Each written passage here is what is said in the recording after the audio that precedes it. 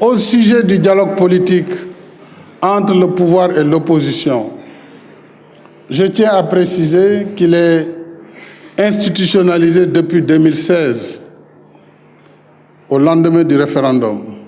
Et ce dialogue est organisé dans des conditions permettant d'obtenir des avancées notoires. En effet, au lendemain de ma réélection, en février 2019, j'ai initié, alors que le Sénégal n'est pas en crise, on le sait, aucun problème institutionnel, aucun problème politique. Il y a une majorité qui gouverne, une opposition qui s'oppose, une société civile qui est arbitre. Mais j'ai cru devoir quand même lancer un dialogue national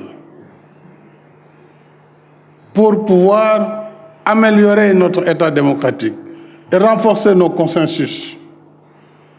C'est pourquoi, dès le mois de mai 2019, un dialogue national inclusif et participatif a été lancé.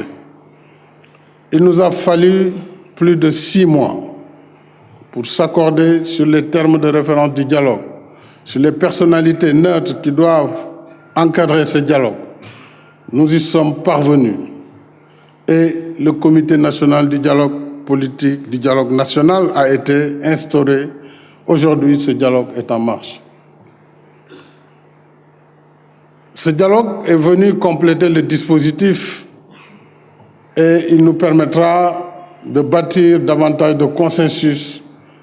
Déjà, on a eu, grâce au dialogue politique, quelques consensus remarquables, dont je peux citer le report des élections locales de manière consensuelle à une date ne dépassant pas le 28 mars 2021. Ça, c'est un résultat exceptionnel. Pour la première fois, l'opposition, le pouvoir, ce qu'on appelle les non-alignés, ni opposition ni pouvoir,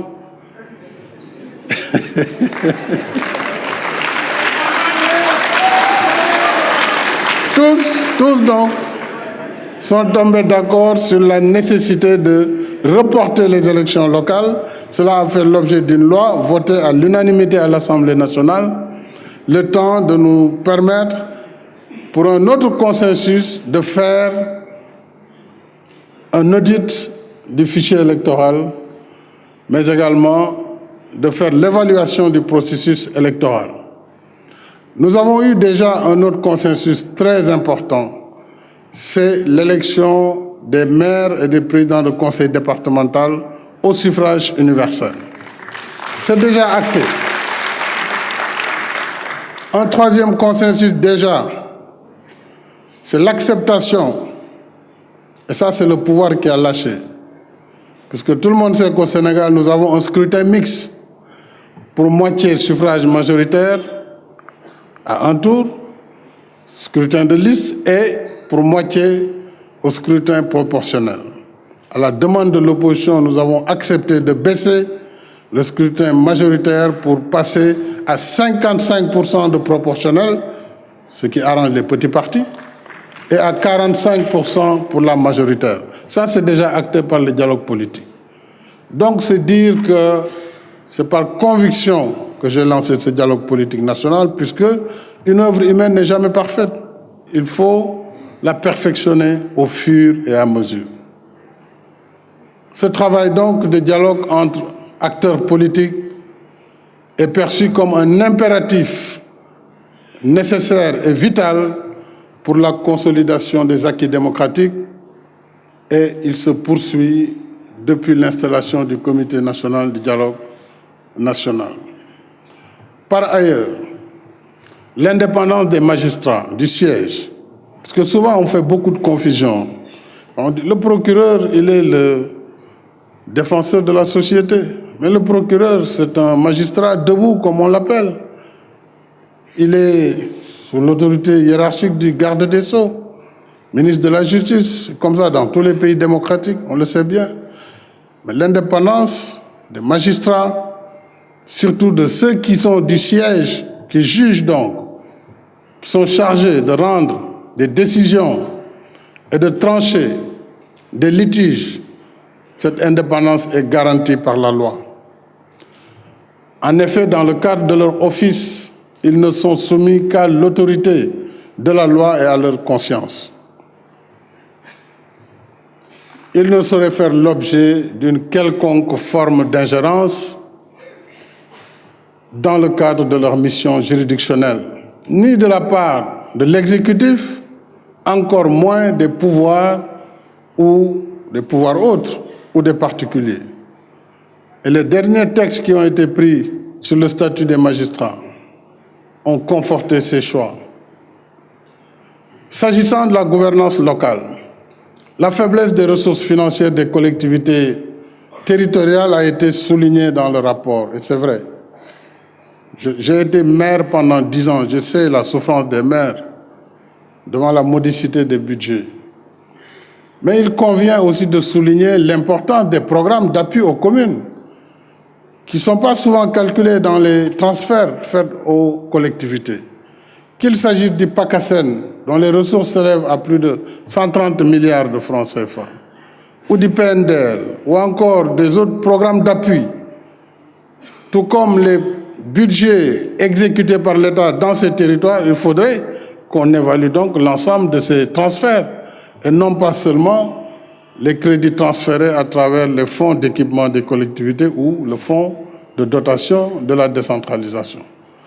Le bilan objectif aurait été de prendre tous les transferts en matière d'investissement que l'État fait dans les collectivités, auxquels il faudrait ajouter les fonds qui sont mis à leur disposition. Mais nous sommes conscients que cela ne suffit pas.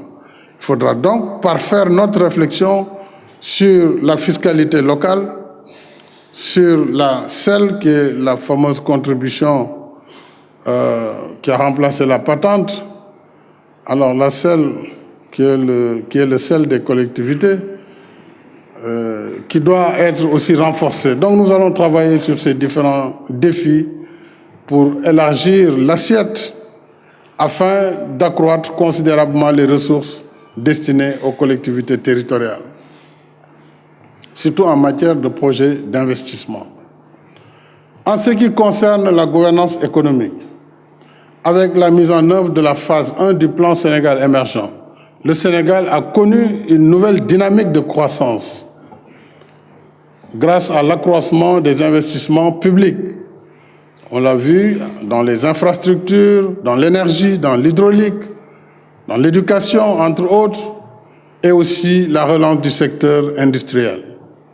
Il faut noter que cette performance de l'économie sénégalaise a été réalisée dans un contexte de faible inflation et de réduction significative du déficit budgétaire. Aujourd'hui, en 2020, nous aurons 3% de déficit, malgré les efforts qui sont faits.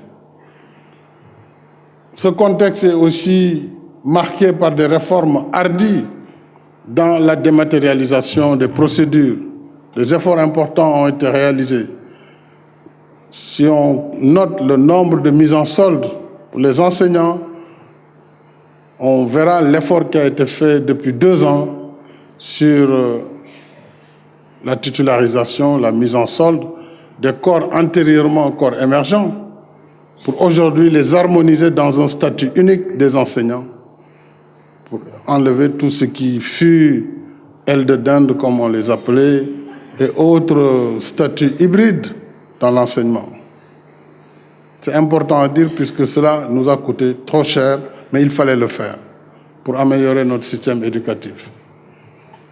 Nous avons aussi la modernisation des régies financières, la réduction des délais de traitement du contentieux fiscal et surtout un contrôle fiscal plus favorable à la promotion du secteur privé.